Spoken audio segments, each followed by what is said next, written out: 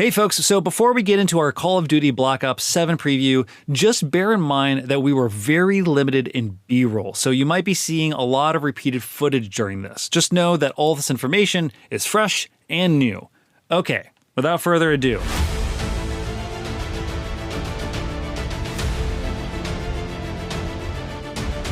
For the first time in Call of Duty's history, we're getting back-to-back Black Ops titles, and whereas last year's Black Ops 6 was grounded in the 90s, Black Ops 7 aims to propel Call of Duty back to the future. Unlike the far future setting possibly hinted at in leaks, this is just the near future, as seen back in Black Ops 2. The game won't feature jetpacks, wall running, or anything too high-tech, but there are still plenty of gadgets, robots, and enhancements to Treyarch's Omni-movement system to provide the futuristic aesthetics of Black Ops 7. The game will also launch with an ambitious new campaign and a massive round-based zombies map. We recently attended an early preview of Black Ops 7, where we received a huge info dump across all game modes and previewed a few bits of the game. Despite being tasked with developing these back-to-back titles, Treyarch still managed to pack plenty of content into Black Ops 7. Treyarch Associate Design Director Matt Skrones and Senior Director of Production Yale Miller explained that Black Ops 6 and 7 were planned out and developed together, and the ability to push out this much content at launch was a collaborative effort across multiple Call of Duty studios.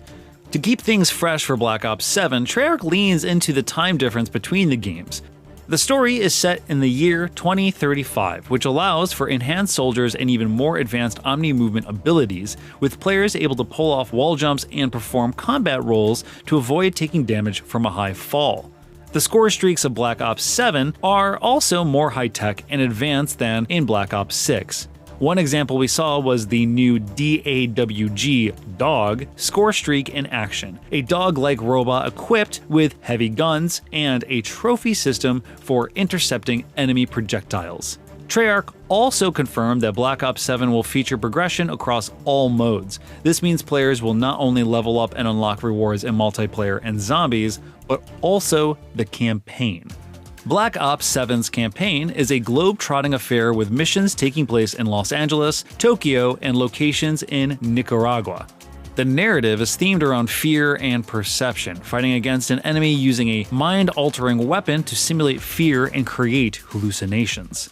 This theme lets Treyarch lean into the whimsical and mind-bending style often featured in Black Ops games. In the snippet of the campaign we were shown, the characters were fighting in Nicaragua, but in true Black Ops fashion, there were giant machetes falling from the sky and floating chunks of land hovering all around the map like something out of a fantasy game. Black Ops 7 campaign is designed for up to 4-player co-op, but it can be experienced solo as well. The developers confirm the difficulty scales when playing co-op, meaning partying up with friends doesn't necessarily make it easier, and teamwork is needed to get through missions.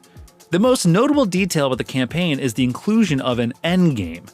Treyarch confirmed there are a total of 11 campaign missions, and there will be a conclusion to the story, but completion of the story unlocks a 12th mission as endgame content designed with replayability in mind. We were briefly shown a map of Avalon for this endgame content. Yes, the once rumored Warzone map has turned into a campaign location, and the size definitely looks like it could be on par with a large Warzone map, or perhaps even bigger. Parts of Avalon are featured in the campaign missions, but players won't unlock the full map and content until reaching the end game.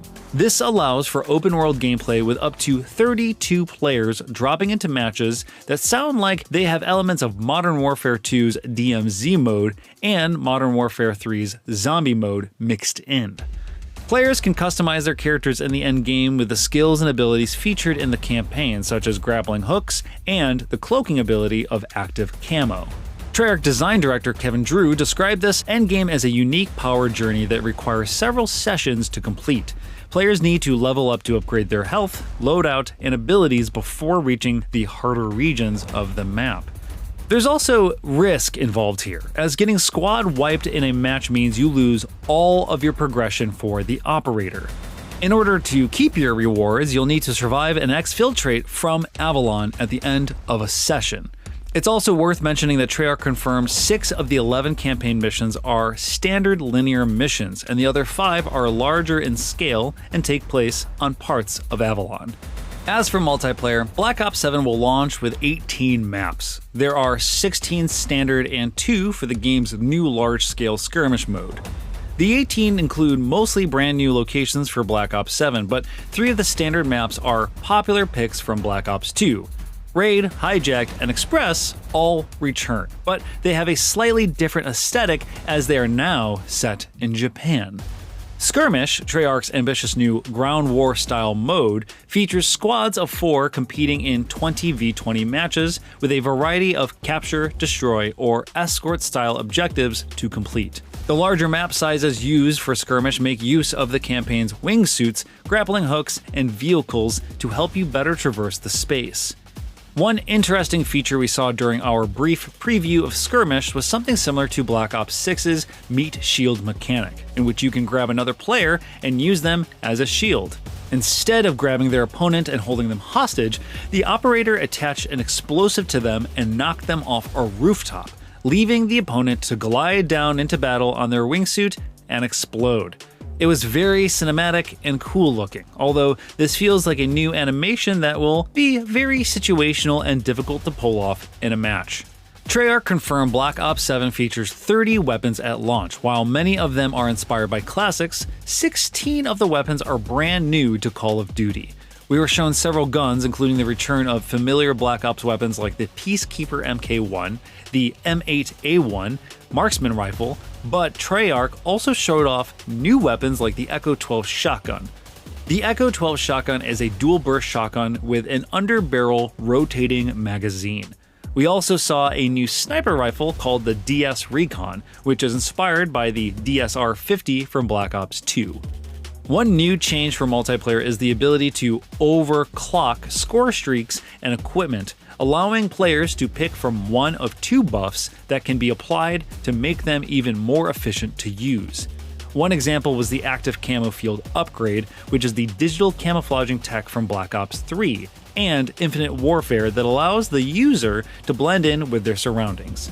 With the overclocking feature, it can be buffed for a faster recharge speed for recloaking, or to allow for recloaking after the player fires their weapon. These overclock options can help get the user back in stealth mode a bit faster. Treyarch also confirmed a few perks for multiplayer. One notable inclusion is Looper, which lets players loop their score streaks to get more of them in a single life. By default, once you've used all 3 of your score streaks, you have to wait until you die and respawn to use them again. But Looper lets you keep using score streaks as long as you keep earning them.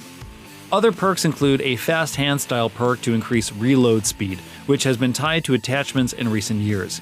The tactical sprint feature of previous games is also going to be turned off by default, but players who like the short burst of faster speed can equip tactical sprint as a perk. Additionally, the wildcard and combat specialists perk bonuses from Black Ops 6 will return for 7. As for zombies, it will launch with the largest round-based map the mode has ever seen. It's inspired by Black Ops 2's Transit, but set entirely inside the dark ether. We were briefly shown an image of the map's overhead layout, which has a wobbly figure 8 shape to it. This odd design makes it more like a racetrack, as the map pieces together 7 separate locations connected by dangerous stretches of road. Like Transit, players can travel the roads between locations using a vehicle, but instead of the transit bus system, there is a new Wonder vehicle for players to use. Not a lot was discussed about this new ride, but Treyarch showed a brief image of an armored SUV-style vehicle with 3 demonic mouths coming out of the front grille, and the body of the vehicle wrapped in chains and monstrous-looking tendrils. Given the name Wonder Vehicle, it's likely this is something similar to Wonder Weapons, where players must build it via hidden quest steps in order to progress with the map's storyline. Of the 7 map pieces, we were only shown the farm location, which looked like a close recreation of Farm from the original Transit map. This is the only zombies map available at launch, but Treyarch said more maps will arrive post-release, including some of the individual locations from the launch map.